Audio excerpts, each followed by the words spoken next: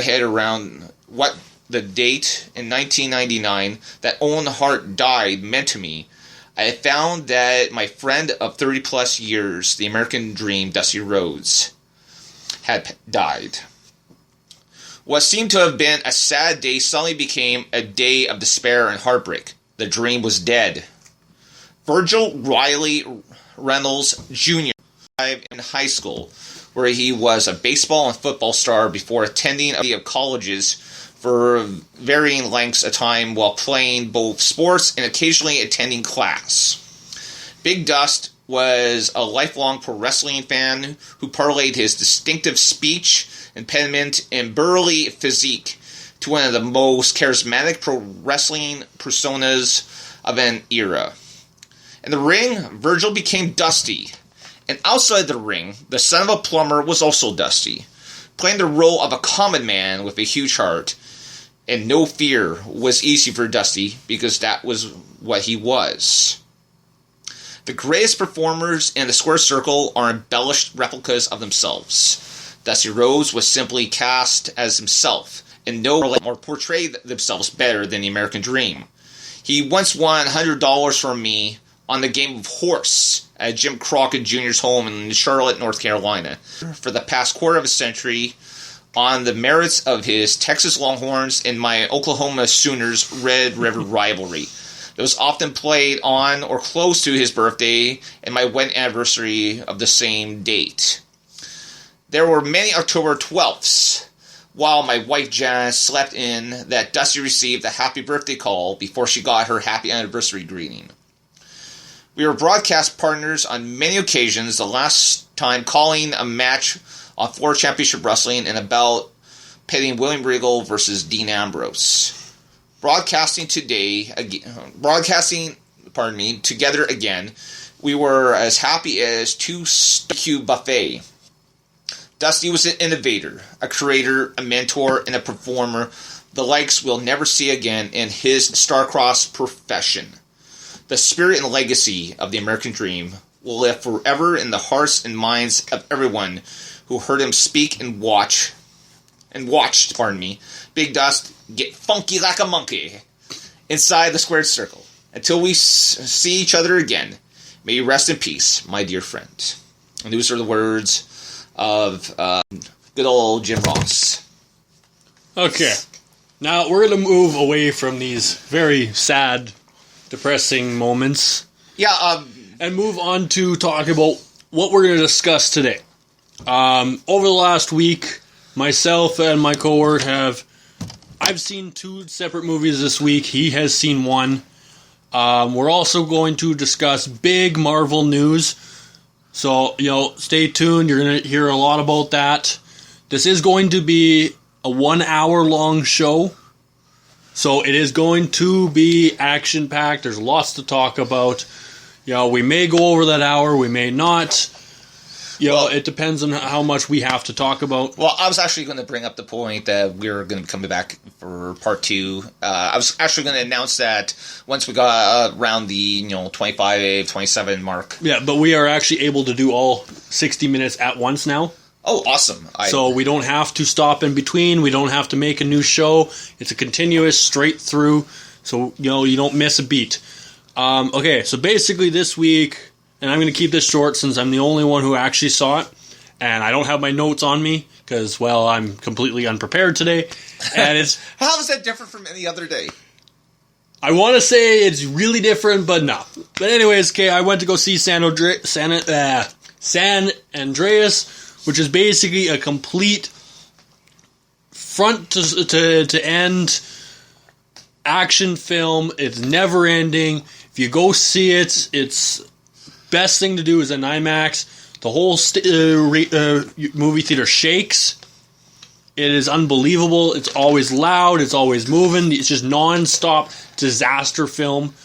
One of The Rock's best movies I have seen, which says a lot considering he has some amazing ones out there. It's very unique. It's got the whole. I hate to say end of the world, but basically it's a real life telling of what would happen if the San Andreas Fault actually goes off. and it is just wow, blew me away. Now, the funny thing is that you went and you saw this movie last Saturday, and you went off and you pretty much told me that you were going to go, and you had every plan of stinking up the joint as far as this movie was concerned. Oh, I honestly did not have much hope for it. I thought, it's another disaster movie. It's been done. And here's the thing. The Rock has done some great movies, but he's also done some movies that just absolutely stunk up the joint. He's had a few movies where you just question, like, Witch Mountain. Yeah, honestly, it took me a while to forgive him for the Disney experiment. I think everybody goes, like most actors, actresses go through that Disney stage where, okay, nothing else is coming up. Disney's offering me something. Might as well take it. Disney usually has a wide, reach, but I kind of get from what I understand, he the reason why he had done that was he wanted to kind of stretch himself as an actor and tried to get into, the comedy stuff. And he went off and he did, I can't remember the name of the movie off the top of my head, but there was a straight dramatic role where he went off and he coached a kids football team. Oh, you're thinking, The Longest Yard or something like that. No, The Longest Yard, that was Adam Sandler. No, but there was one just like it. Yeah. No, I remember that movie. It actually wasn't bad. It was no, huge thing. But no, if you're going to go see a movie, go see San Andreas. By far, it's, a 4 out of 5, maybe a 5. It depends on what your view are. Go in with an open mind. It is, it starts off slow, but when it starts, you're gripping the edge of your seat, you're hanging on tight, and you're watching every moment. You don't want to miss a thing. He's looking up this movie. I honestly can't remember. I don't, honestly, I'm not sure if I should even bother looking up this. Forget it. I'm not going to bother. All right, so we'll move into the second one, which is Jurassic World. The most anticipated, looked forward movie since, a very long time. Well, at least from you. And before we go any further, this movie, and the makers of the film, they went off and they were treating this as a straight sequel to Jurassic Park, and have kind of ignored the fact that Jurassic Park 2, The Lost World, and Jurassic Park 3 even existed. Which we, the fans, have been trying to do that for years to no avail. So, congrats on them for attempting to do that, but it'll never happen. Those two movies will always be burned into our memories as the debacle that may have, unfortunately, made dinosaurs uncool again. Well, and I don't know, for little kids, dinosaurs will always be cool. If you're a little boy, dinosaurs are absolutely awesome. I don't think I know of a single little boy who doesn't like dinosaurs, at least at some point in their life. Well, no, there's a difference between liking dinosaurs, though, and, thinking they're cute and cuddly versus, gnarly and destructive. I think, honestly, growing up, we should be seeing dinosaurs for how they really are, and that is these huge, beautiful, some of them eat plants, but, I always loved the meat-eating, rip the flesh off your back dinosaurs. That's what dinosaurs were meant to be. Yeah. And I think movies are trying to portray them as this very timid, creature that, like a house pet. I guess in some ways. I'm not sure I completely agree with that, but I don't know. This movie, kind of give you some background, if you aren't familiar too much with it, Jurassic Park has finally been opened up, but it's now become Jurassic World. And looks very futuristic. Very futuristic. And they go off, and you kind of get the impression from the movie that they're very the people that work for Jurassic World are very self-conscious about Jurassic Park. Yeah, because of all of everything that happened when the people came to check out the original park and the movie Jurassic Park, and so we had sort of a storyline. It's around Christmas.